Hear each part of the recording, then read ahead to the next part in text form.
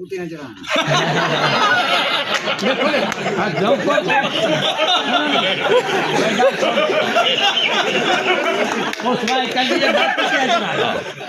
हर कोई कलमा पड़े तेरे हाथ से टुक्कर होवे तो आखी बूढ़ा नौकरी नौकरी है कि मैं नौकरी भजे शाला कुत्ते की खिदमत करायो आपनी करायो ये गाल तोलू बंदे दे लेसन मशीन वाले घर अंदर पाली पी दे जो कुत्ते फदी खुराक कुत्ते दे रले पलीत नहीं कपाट कर मैं जले भगेंदा खलो जेला कुत्तियां नु टुक्कर करदा उस वाडे घर दुमा पड़ाई